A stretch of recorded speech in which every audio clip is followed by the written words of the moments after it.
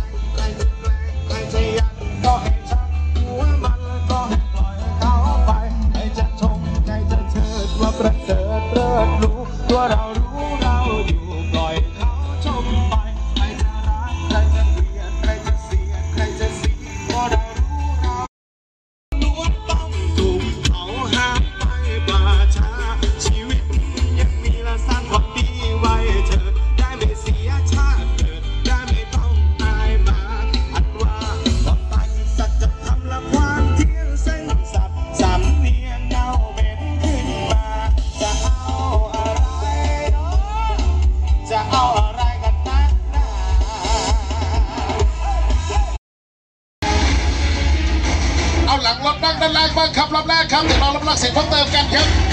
เราเสียแชมป์วีโก้เหลืองนะครับใกล้ถึงแล้วนะ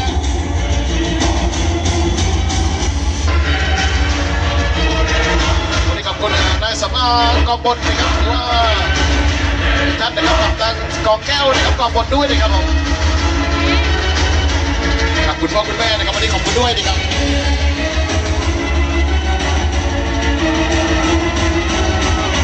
ตกลงกันได้ยังโอ้ย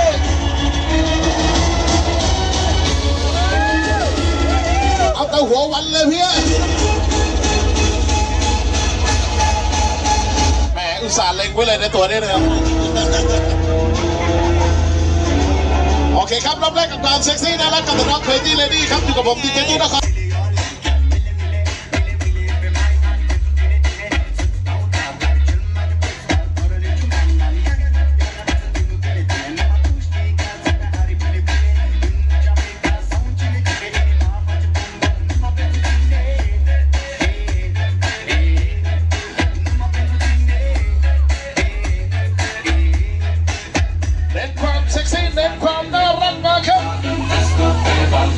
โอ้ยจับไว้ชุดอับเบอร์เสร็จแบ็คห้องน้ำอยู่ไหนครับ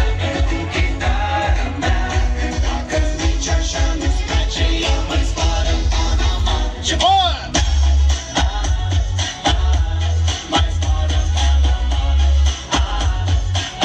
สวัสดีทักทายเสียแชมป์วีโก้เหลืองด้วยนะครับ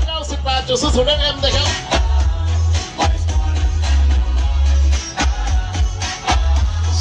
โชว์ตัวหนึ่งเพลงสาวๆ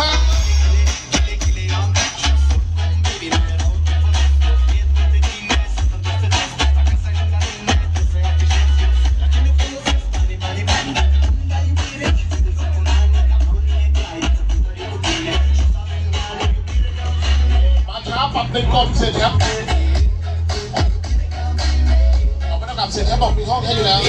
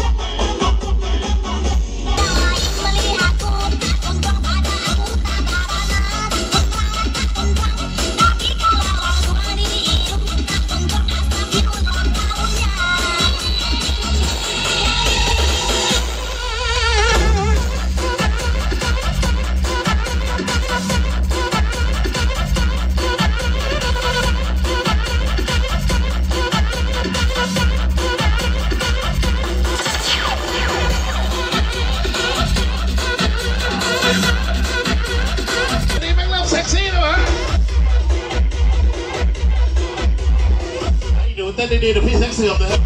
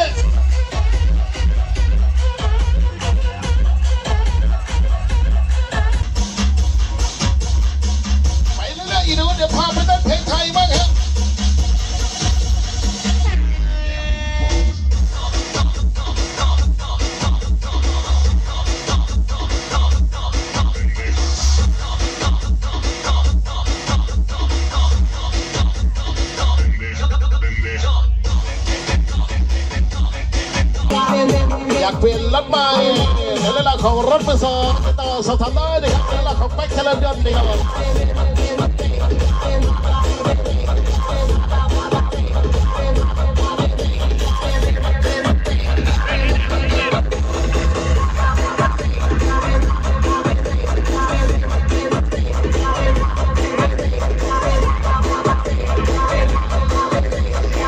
สุดยอดรถยนต์มือสองกับแบ็คเทเลยนต์รถยนต์มือสองคุณภาพแย่ไม่ใช่คุณภาพเยี่ยม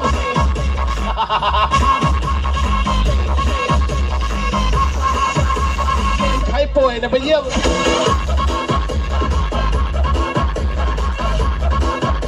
เอารีบเติมดีกรีเข้าร่างกายมาสนุกกันครับ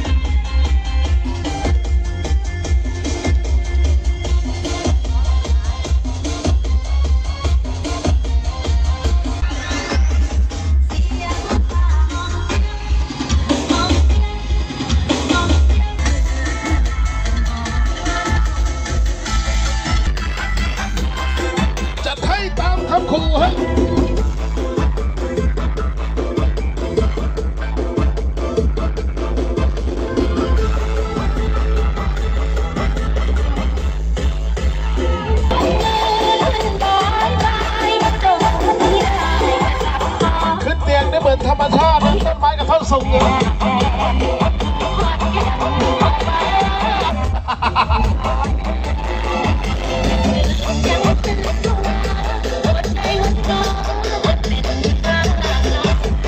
แรกๆเหมือนปลาไหลฮะ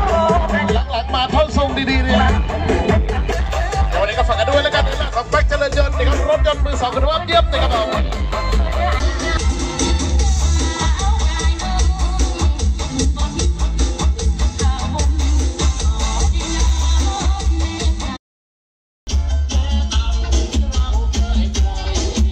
พอนางมองกันใหญ่แล้ว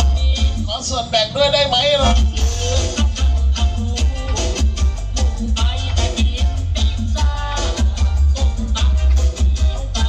เรามาสาวเพลงนี้น้อยกันครับ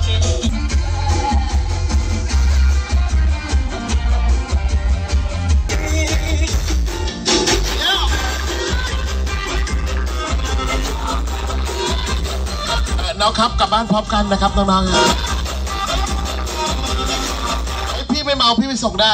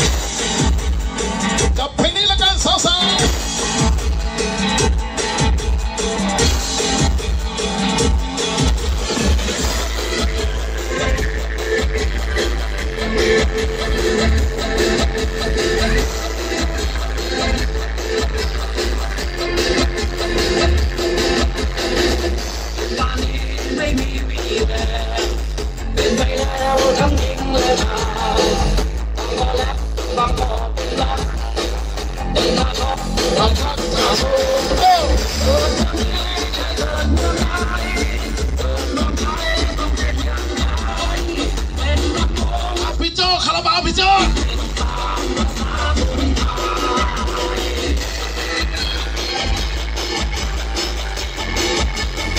ปลัดชิบหายช่วยมันต้องการชื่อเสียงอันนั้นไม่ได้เกี่ยวกับผมนะครับลิมิตผมเที่ยงอย่างเดียวเลยนะพากันอยู่ที่ลิมิตปีเพี่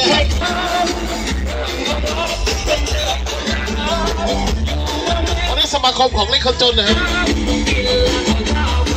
นี่ของคนจนเล่นกันเลยเสียงปรบมือสาวสังกัดที่เราสุดท้ายด้วยครับผม